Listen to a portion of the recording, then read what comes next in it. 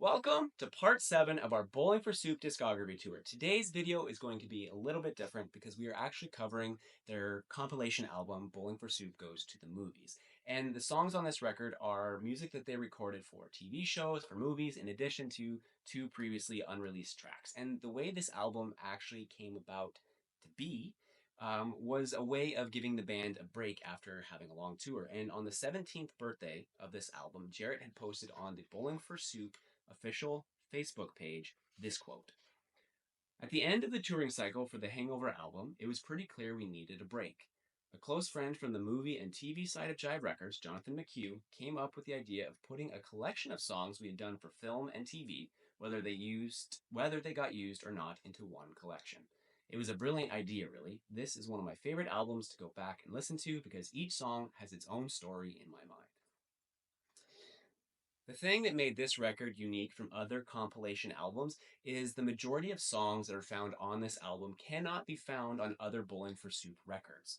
They were actually on soundtracks for movies and TV shows. To be able to collect all these songs together into one location would have been much harder, especially at the time of release back in 2005, because if you were using LimeWire, you could do it, but that was illegal. And now, just as then, you should always buy your music instead of downloading it illegally or stream it as well. Do whatever is the legal option there. But at this time, LimeWire was the option if you wanted to collect them all together or buy all the soundtracks. So, taking that time to be able to pull all those together and compile them onto this one album made this compilation album very unique and special. The first song on this record is the Jimmy Neutron theme that was part of the Jimmy Neutron Boy Genius movie. I don't know why they didn't use the Bowling for Soup version in the TV show because I actually much prefer the Bowling for Soup version to the version that was done for the television show. It's just so much better in my personal opinion. It's a lot more fun and it has that nice Bowling for Soup flair that we run into. Now, Ready or Not, Omaha, Nebraska is actually a song that Jarrett wrote apparently in only 5 minutes. It was written for ESPN's College World Series, which is a tournament in baseball that is held in Omaha, Nebraska each and every year. So he wrote it for that. Now, Greatest Day. We talked about Greatest Day on the review for Drunk Enough to Dance, which I will make sure to link to that for you so you can go check that out. But in short, the tone of the guitars in Greatest Day seem to be deeper than normal, and Gary lays pretty heavy into the hi-hat on the drums, which balances out the deeper sound that we get in this song. It's actually been featured in various TV shows and movies, and it was released on Drunk Enough to Dance, like I'd said before. Originally, it was written for a video game, but it ended up getting cut from that and didn't actually get received, which, in my opinion, seems to be a bit short sighted because it is a fantastic song. So, in my opinion, EA Sports is absolutely crazy for not taking it and putting it in the video game that it was originally written to be put into. But it still got released, which is great because it's a fantastic song. Now, before we were graced with a cover from Tenacious D of the song Baby One More Time, we had this version, Bowling for Soup, which it was made for the movie Freaky Friday, and it's slower than what they would normally do from a typical Bowling for Soup song. But apparently they weren't allowed to speed it up, so they had to keep it at the tempo. But even still, it's a fantastic cover, and it's a lot of fun to listen to and to sing along to as well. Then Here We Go is a song that is from Scooby-Doo 2 Monsters Unleashed, and it wasn't actually written by Bowling for Soup for the movie. It was written by Tim Armstrong of Rancid. He had written it, Bowling for Soup covered it, and it went in that movie. And it's a lot of fun. A lot of pop punk bands have done things either for Scooby-Doo or in honor of Scooby-Doo. So it's really neat that Bowling for Soup also had the opportunity to be able to record that song to be able to be put in the movie. Now, Undertow was originally recorded for A Hangover You Don't Deserve, but it didn't make it onto the album. And instead, it ended up on the TV show Summerland. I haven't seen the show myself personally. I tried looking up to find the soundtrack to see what else is on there, but I couldn't find any information on the soundtrack at all. But anyway, it's supposed to be from that show. Then from there, we have Spanish Harlem. Now, this is a cover song of a song that was originally recorded by Benny King. And this song actually wasn't released in any TV or movie.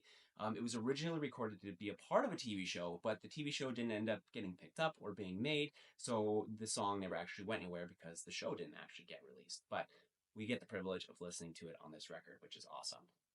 One of the groups that I loved as a kid that I became familiar with because my dad had them on vinyl was Sam the Sham and the Pharaohs. Now, this next song, Little Red Riding Hood, was actually one of their biggest hits. And it's appropriate that Bowling for Soup should cover it for the movie Cursed because Sam the Sham is also from Texas, just like Bowling for Soup. So these two great Texan artists recorded the same song, and both versions are absolutely fantastic. And I love the Bowling for Soup version because it takes a whole different approach than the original, obviously, because it's an older song, but it's fun. Both are fantastic to listen to. Now, the next song is Live It Up. And Live It Up is a cute song that was also not featured on any TV show or movie because it actually lost out to the Counting Crows song, Accidentally in Love, for the movie Shrek 2. Now, sound wise, they do have similar vibes, but I actually prefer the Bowling for Soup song, Live It Up. I think it's more fun, it's more enjoyable, and I actually find the lyrics to be on the sweeter side from my personal opinion. I could be biased because I like Bowling for Soup, but that's my personal opinion. Let me know down in the comments. What do you think? Do you prefer Bowling for Soup, Live It Up, or do you like the Counting Crows song, Accidentally in Love? Let me know. Now, in our Drunk Enough to Dance review, we covered the re-release version of that album. So we previously talked about this next song, Star Song, which is a beautiful reminder that you should remember that you are beautiful just the way you are. And I'll make sure to link to that review as well, so that way you can go and check that out. Now, I Melt With You is from the movie Sky High, and this song has been covered countless times. And it's actually quite hard to find the original if you're just searching for that song itself, unless you know that the new wave band Modern English were the first ones to record it. You'd have a hard time finding it because it's been covered so many times. And I can't really say which version I like better because it's kind of like comparing apples to oranges. You can't really say which one came out better because they're just so different from each other. So both versions are fantastic. I love the Bowling for Soup version because, like I said, I'm biased. But the original version is also quite good as well. If you've heard the song, awesome. If you haven't, go check it out. Then 5 O'Clock World is also a cover song that was originally done by the Vogues. The Vogues version was used for a while as the theme song to the Drew Carey Show, which I didn't know before researching this because I was actually used to the Drew Carey Show having the theme song Cleveland Rocks, which I think Bowling for Soup would probably also be able to do an amazing cover if they decided to cover that song. But with this song, 5 O'Clock World, they also did an absolutely kick-ass job of covering this song. Now, who doesn't know the Gilligan's Island theme? If you don't, you should be ashamed of yourself. And then after you finish watching this video, go binge the TV show because Bowling for Soup's cover of this song for a reality show that was based on the original sitcom is absolutely awesome. I love this version so much. I remember as a teenager listening to this song on repeat because the regular Gilligan's Island theme is catchy as it is, but then when you add a Bowling for Soup spin to it, absolutely fantastic. Now, the next two songs were previously unreleased Bowling for Soup tracks. One was an original to them, and one was a cover song. So, starting off is the song Sometimes, which I think embodies most relationships. It talks about how sometimes things are going well, and he likes the things about her, and that sometimes he's just not feeling it, and he's pretty sure that she feels the same way about him in that regards. Relationships aren't perfect, and sometimes things will be challenging, and I think they very well articulated this in this song. Then Sick of Myself is a cover of a Matthew Sweet song from his album 100% Fun, which originally was released in 1995. I do prefer the Bowling for Soup version. They soupify the song in their usual style, and it's a lot of fun. Both versions are very good, but I do prefer the Bowling for Soup version.